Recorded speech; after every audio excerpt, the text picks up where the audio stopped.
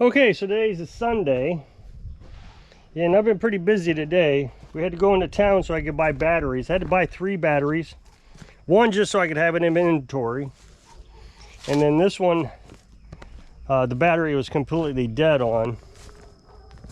And I've got it to a point where now I can get it to turn over with the key, but the starter needs replaced because it's stuck up in the up position. So oh, I don't have a battery in it, but anyway, what it was is the brake safety switch had been pushed out of its hole a little bit, so it wasn't making a good connection. Once I got the safety switch back in the right spot, you push the brake in, turns right over now. So that's taken care of. And we'll trade out the starter, we'll change the tire. I've got a shroud, a blower housing on order. And then we can check to see, once I get the starter replaced, if the carburetor is okay. Actually, I probably could do that tomorrow. Now that, just hook the battery up, I bet I can get it running without that starter. I don't know. I don't want to risk it. No, I'll just wait until I get the starter. Then I can figure out if there's something wrong with the carburetor.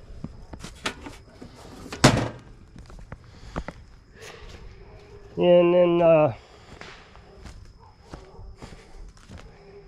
this one over here,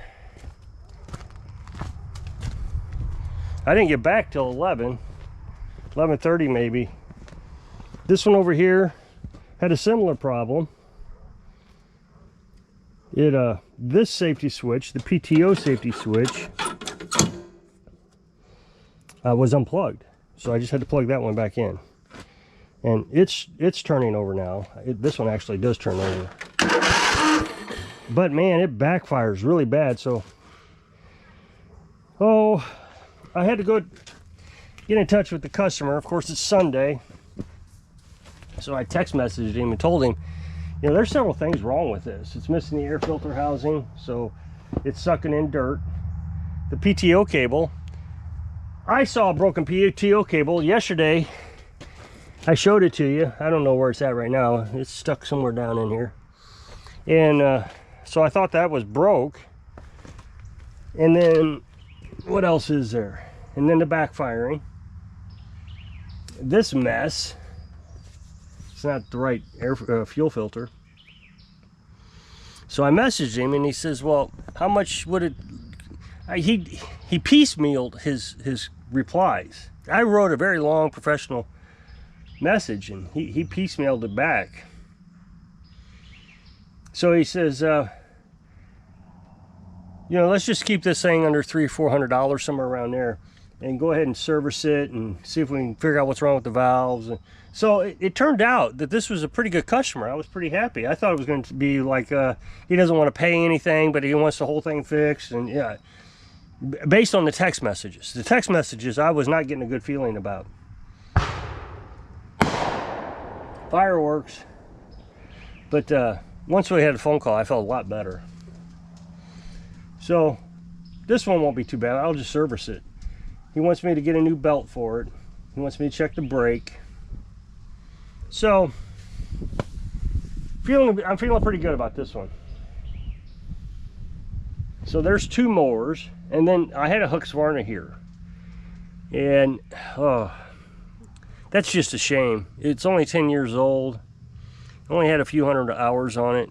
It was a really nice mower, but he ran it low on oil. Yesterday I pulled the dipstick on camera, and I didn't look at it very closely. Well, maybe I did. I don't remember. Now I'm sitting here thinking about it. I'm sitting here thinking, you know what? That didn't have any oil in it when we were on video. I don't remember. Regardless, it was very low on oil. Maybe it was this one that was low on oil. It doesn't matter. So I added probably a quart of oil to that. And I started it, and he says it'll run for a while, then when you shut it off, it won't start again.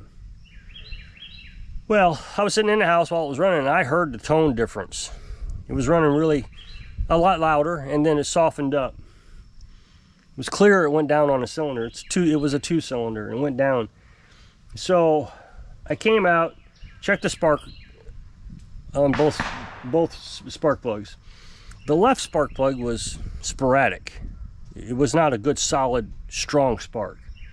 This side was a good spark. So I just assumed it was going to need ignition coil. So I pulled the spark plug off, and it died. Well, that didn't make sense because I figured that was a bad cylinder. So that means the other side was a bad cylinder. So I plugged that one back in, came over here and unplugged this one, and it started up. But I forgot to tell you something. When I shut it off, when I shut the mower off, when it died, the muffler caught fire. So much oil had run down into it when I shut it off that it caught fire. So anyway, I checked this side. It had nothing. There was no compression on this side. The other side was the only side that was working. The weak spark side was the only side working. So what happened was he ran it so low in oil that it overheated. Oil on these air-cooled engines is a major coolant factor. You got to have all your oil in it. If you're running it low in oil, you're reducing the amount of cooling, just like your antifreeze in your car. So he overheated it and warped that head really bad. And I told him I could repair it. But with it having ran so low on oil, who knows what else is wrong with it? I mean, we know the ignition coil is bad. It overheated. That's obvious. So we were going to replace the ignition coil, the head. It could run for a week, and then all of a sudden something else goes wrong. Connecting rod bearing goes out. Who knows? So he decided he wanted to buy a new mower. So that means, you know, since I don't charge a diagnostic fee, that, you know, I wasn't going to get paid for that one. So I was a little disappointed.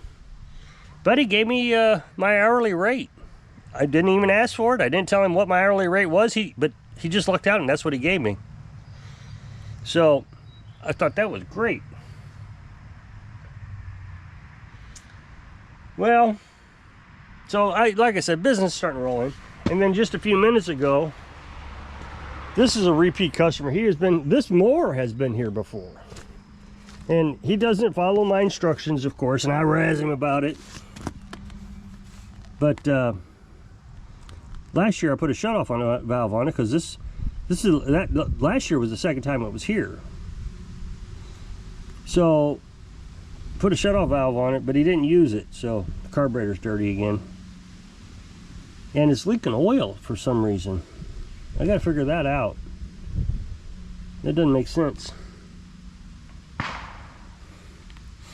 I wonder if it's low on oil. Everything else has been today. So that'd be a nice, you know, that's easy money there. There's no part cost to that. So I like these carburetor cleans. I don't understand where the oil is coming from. New air filter.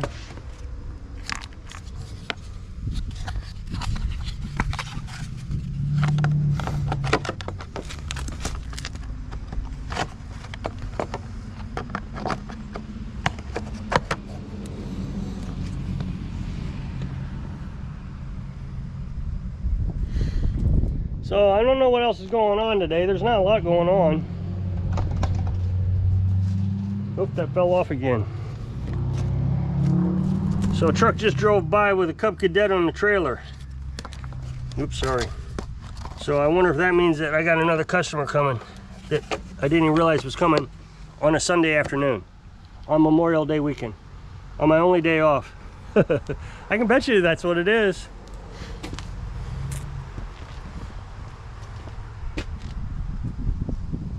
There's the neighbor. Looked like the neighbor's truck. Might be the neighbor. I guess I ought to go up there and take a look.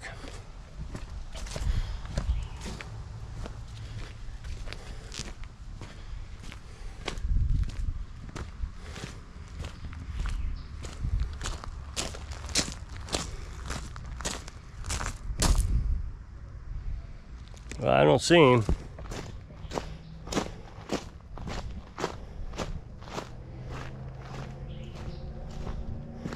Beast is getting a workout. I think I said that in yesterday's video. I'm a little worried. I don't know who that was. You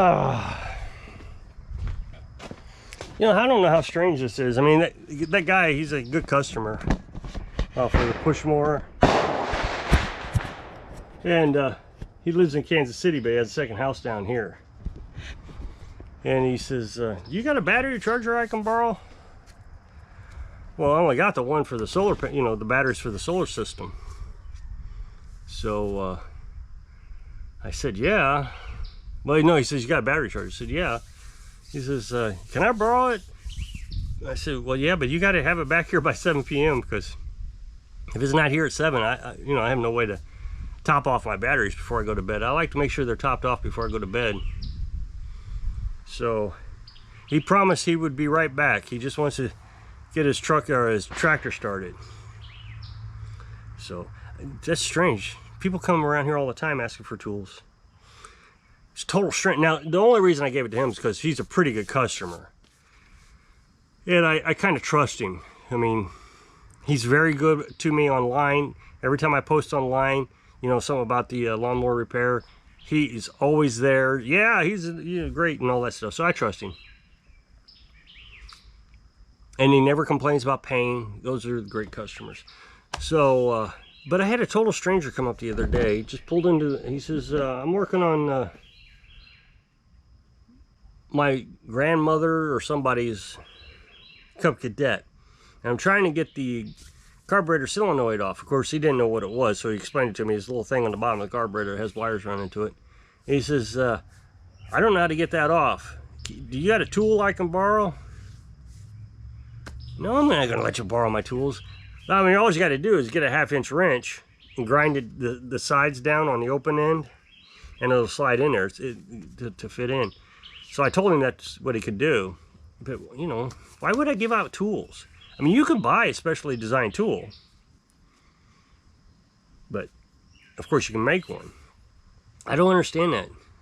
Coming up to a total stranger who relies on tools for his livelihood, being asked to borrow a tool. Why would I think that you're going to bring it back? And the thing is I'm sure some people wouldn't bring it back. So, all very strange to me. A lot of voices going on. I don't know what that's all about. So, but it's getting late in the afternoon, so I think I'm going to jump off of here. So if you'll click this up next box to take the video over to my other channel, it's a brand new video day. I really appreciate it. Go check it out.